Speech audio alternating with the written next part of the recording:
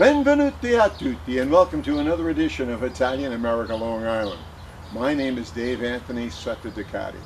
So please welcome, ladies and gentlemen, Mr. Stephano Andreotti. Stefano, Thank you for having me. Oh, it's great to have you. I'm so honored that you came. Why don't you tell the audience a little bit about some of the things that you've won, the awards, and some of the accomplishments that you've had with your singing. Okay. Well, so far in my career, I have won the international competition, Festival of Song USA, which gave me the ability to go perform in Palermo, Sicily at Cantamare, and then I toured there for a few months.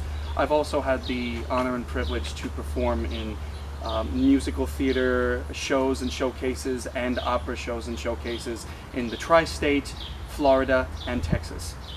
Wonderful. What a wonderful curriculum vitae for a young man. So I'd like to ask you, what inspired you to become a singer?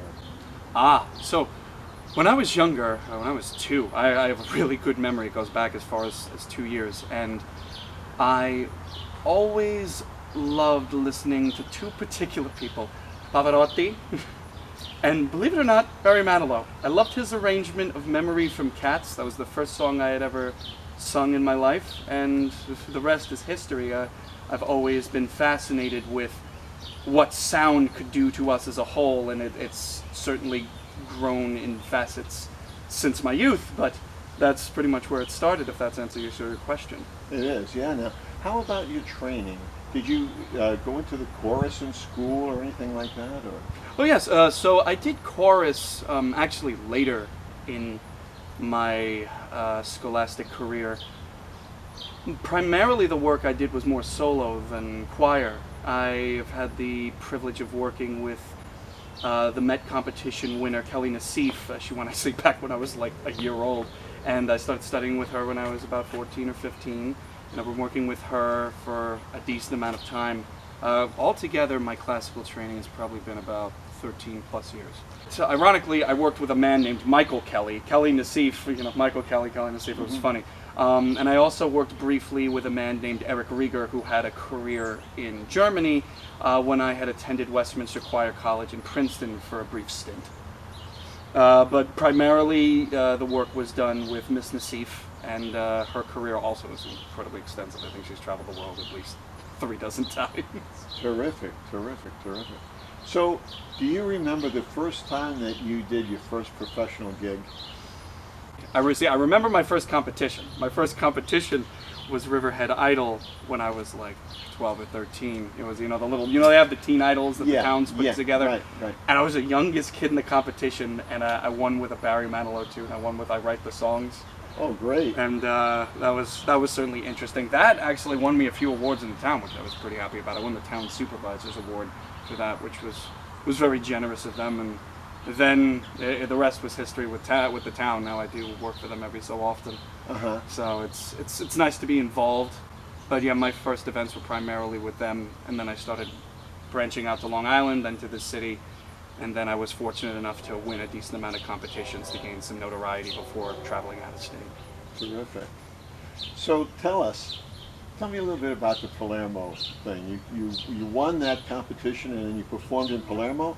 What was that like, performing for an Italian audience? Ooh, okay, so I've noticed Italian audiences, European audiences in general, but particularly Italian audiences, they are very generous. They have an appreciation for the old school as well as the new school, and a versatility of understanding as to what it takes to be a vocal performer, to be a performer in general. That was very different than the American palette. The American palette moves very fast, where Italians, the culture is still calm enough that they take the time to sit down, and the humor is also very different. I remember being up there and they were conducting a mock interview with me, but it was all in Italian. And we were having this little banter back and forth, but it was broadcasted on Teleone, I don't know how exactly they pronounced it, but their old network, and it was interesting because all the people that were involved were from, there was a person who was a Shakespeare artist, there was an announcer for another local television show, and you could just see the demeanor is like night and day. But I to each their own, and I appreciate both sides of the spectrum, both in here in my home country and back in Europe. That's wonderful. I have a saying, I think every European man, or every Italian man really, thinks they're Pavarotti. Right? You know, because when we were in Palermo, I remember just the street vendors would just start singing.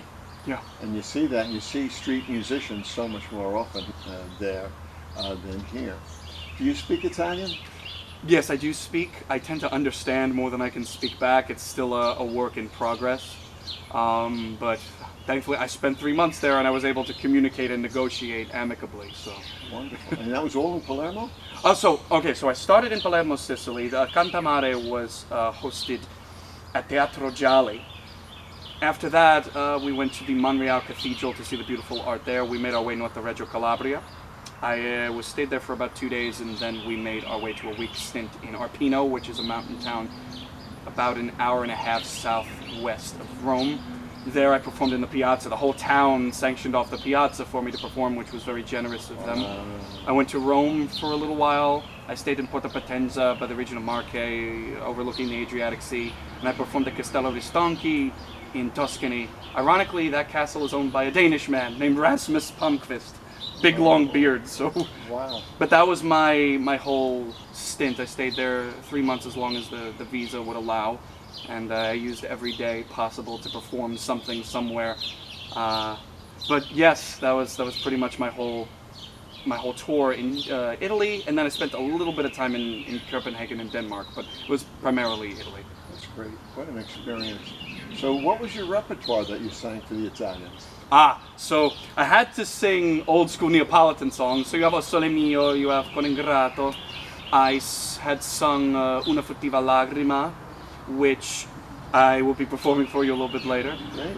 I've sung a couple of lighter operas and arias from some lighter operas, because I'm still very young yet, so even though occasionally they requested I sing Torrendad, you know, so Nessun Dorma, you know, that one that Pavarotti made famous, but truth be told, I look forward to singing that in 10 years when the voice is a bit more mature to handle Puccini. Mm-hmm. So I did a lot of those songs primarily first, then they asked me for Sinatra, and then I was able to introduce them to a couple of other types of art songs that were outside of the usual Italian ear. And I always have to sing Manilow because I love him. I loved his combinations of things. Great songs.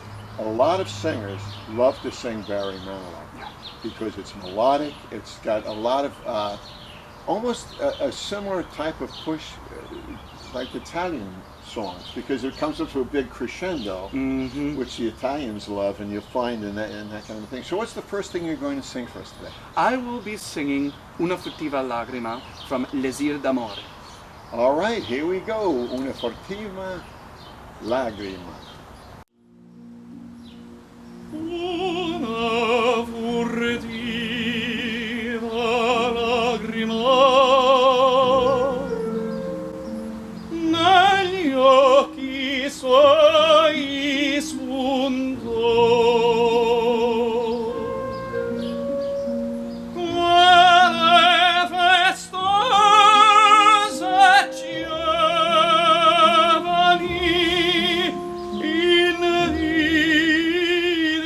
invidiar sembrò. E più cercando io e più cercando io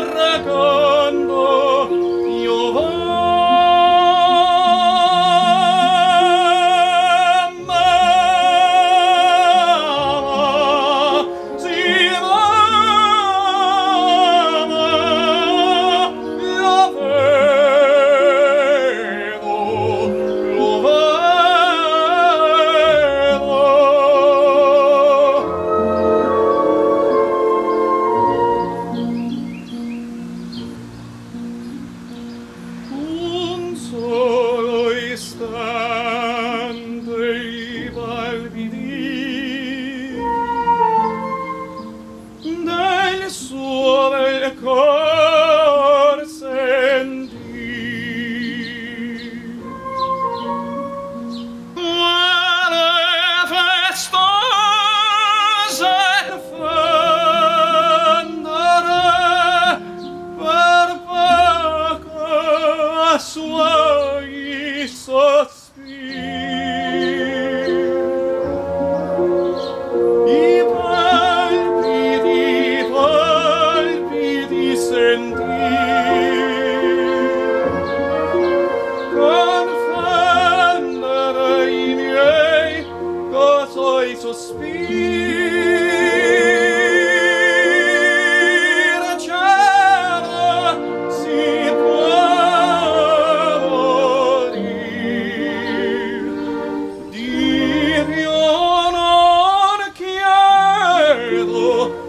non chiedo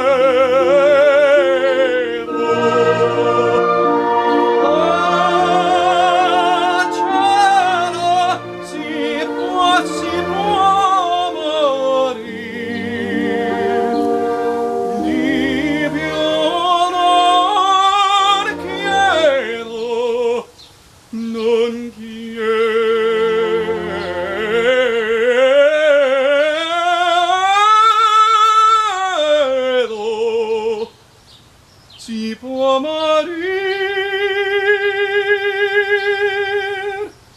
si può morir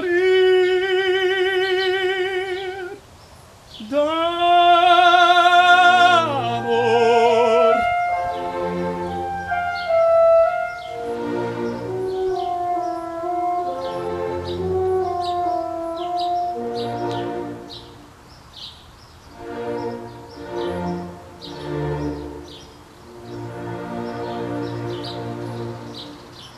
Stefano, Man, boy, do I enjoy your singing. It's wonderful, just wonderful.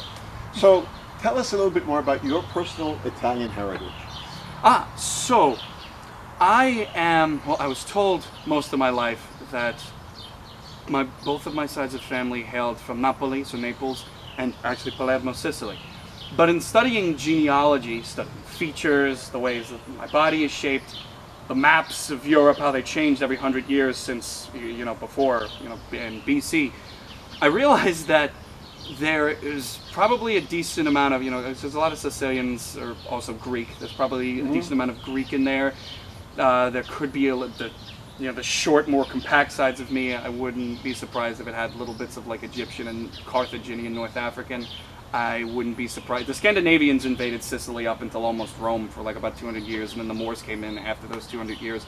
But I've been told all my life, you're just Italian, you're just Mediterranean. I'm probably primarily just Mediterranean, but I tend to, the Neapolitan sort of culture is very heavy in my descent. Andreotti, I know, it's not too common. I know Andretti is more common than my last name, but it could be a possibility that I could be a distant relative of the old Prime Minister, may he rest in peace. Now, who was the person that came from Italy to the United States in your lineage? So my grandfather's parents, I believe he was either born in Italy when he was very young, or they had come over and had him as soon as he had come over. And they told me that they came from Naples, or the outer skirts of Naples that were a bit more rural. And my grandfather was the oldest of three. He was Pellegrino Andreotti. He served in World War II, the Isles of New Guinea. So that was really interesting. But they worked really hard to assimilate to the American culture, but still maintaining what it is we had. The only thing that kind of got lost was when the family got really big, they stopped speaking Italian. So that's why I had to reteach myself. But I like it because it gave me a whole new appreciation for language and linguistics in general. Romance languages it has a different feeling and facet than English and Germanic language. But just if that answers your question. It does. Now, Stefano, if you were going to sing a song for your grandfather, which one would it be? He in particular loved two particular songs. He loved Cor Ingrato, which I mentioned before, and he also loved The Lord's Prayer by Albert Hay Mallet. That song in particular is usually done at Christmas time, but it can be done in any religious setting at any particular moment. I love that one because I think it truly embodies what the passion that surrounds the Lord's Prayer is supposed to represent. So I learned those two for him before he passed, and now there's not a day that goes by where I sing that doesn't make me think of him. That's wonderful. So what are you going to sing for us next? The next piece I have for you will be a musical theater piece called Anthem.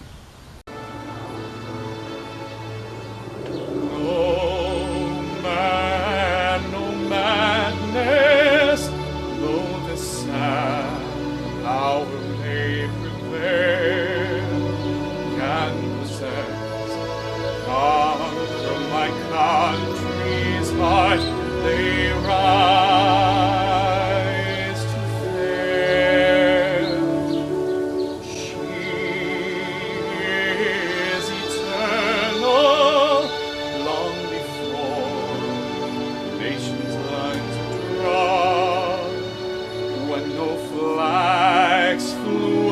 when no army stood, my land was born. And you ask me why I love her. Wars, death, and despair. She is the constant. We who don't care. And you wonder, will I leave her? But how?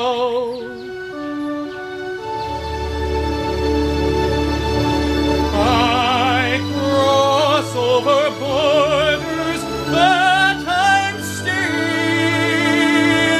there now.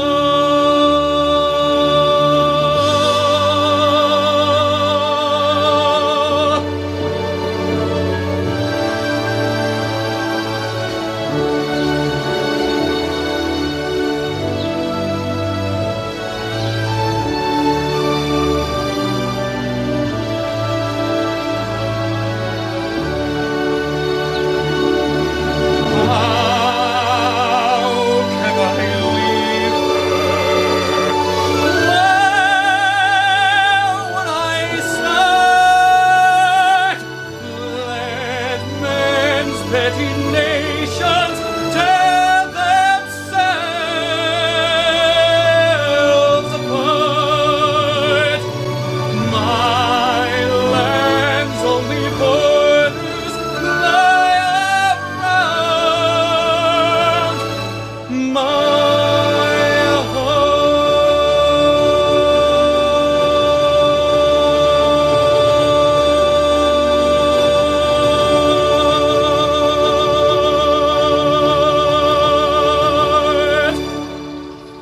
Stephano, beautiful. Thank you. Your voice is so powerful, just so wonderful.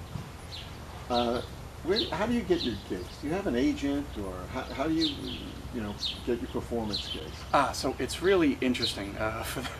When I was in Europe, I had to book it all by myself. With a little bit of help from one of my managers, Courtney Pepino. She's a dear friend of mine.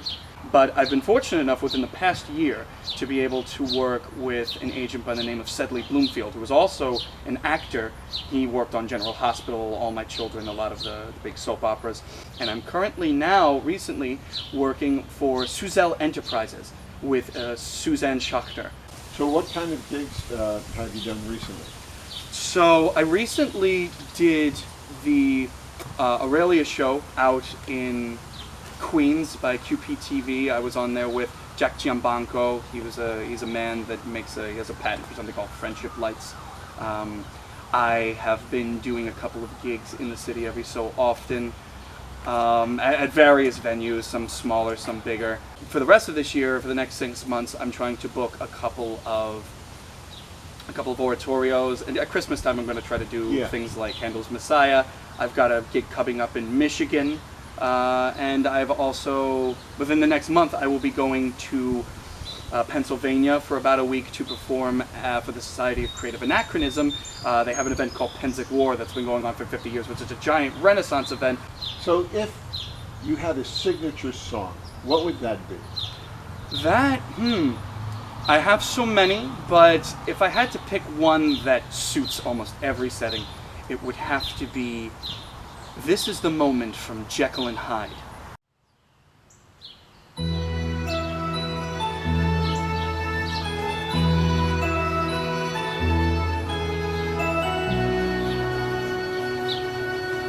This is the moment, this is the day, when I send all my doubts and demons on their way. Every endeavor I have made ever is coming into play. It's here and now today. This is the moment, this is the time, when the momentum and the moment are in rhyme. Give me this moment, this precious chance. I'll gather up my past and make some sense at last. This is the moment when all I've done, all of the dreaming, scheming, and screaming become one. This is the day. See it sparkle and shine when all I've lived for becomes mine.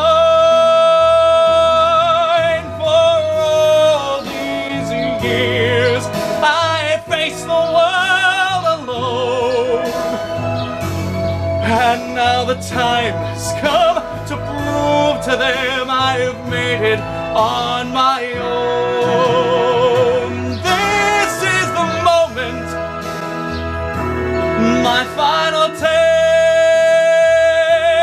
Destiny beckoned, I never reckoned second best. I won't look down, I must not fall. This is the moment, the sweetest moment of them all. This is the moment, damn all the odds. This day or never, I see it forever with the gods. When I look back, I will always recall, moment for moment, this was the moment, the greatest moment of them all.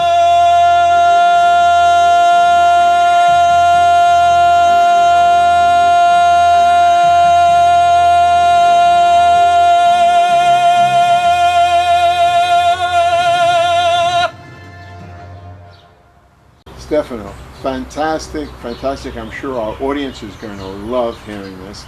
I want to thank you again for coming on the show. Thank you so much for having me. Even though we're not even at the end yet, because I know you have something else. While you were in Europe, did you hear any particular European type song that struck you and that you'd want to add into your set? There is a lovely song by Lara Fabian and Walter Afanasy, who are incredibly famous in Europe. This song that they wrote back in 1999, I believe, called Broken Vow. It talks about betrayal, but it also talks about forgiveness and rising above the bitter side of a breakup. And I believe it's all encompassing of the European flair for romanticism. All right, Broken Vow.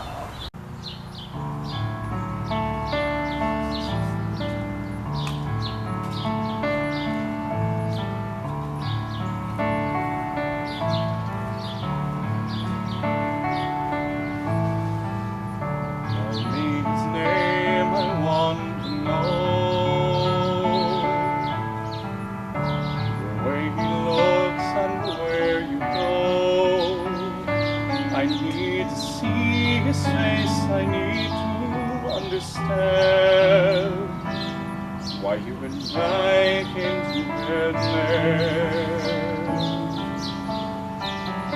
Tell me again, I wonder. Broke my faith in all these years. Who lays with you at night while I'm here all alone? Remembering when I was your own. I let you go, I let you fly. Why do I keep on asking why? I let you go now that I have found a way to keep somehow more than a promise.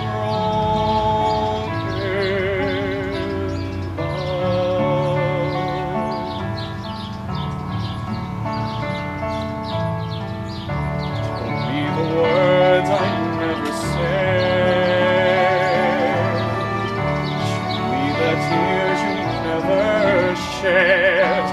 Give me the touch, that one you promised to be mine. Or has it vanished for all time?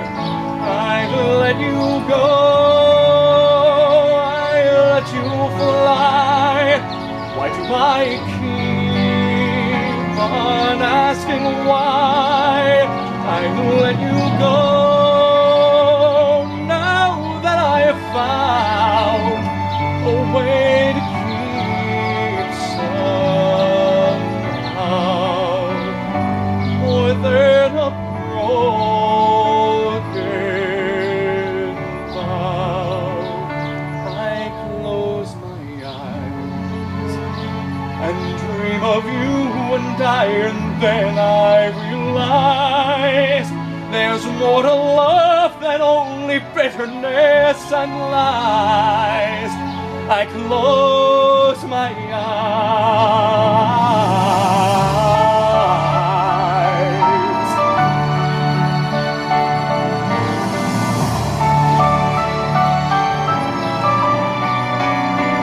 I'd give away my soul to hold you once again, and never let this promise end. I let you go, I let you fly.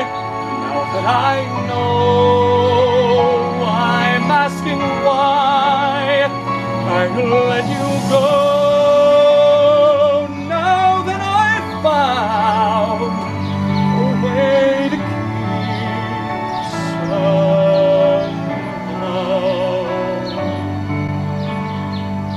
more than a broken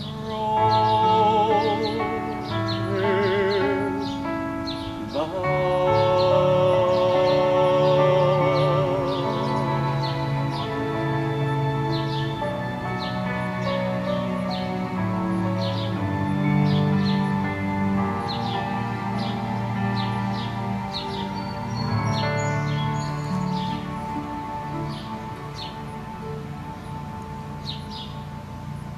Well, thank you once again, Stephano. It's been a real pleasure. I want to wish you the best. Thank you so much. You as well.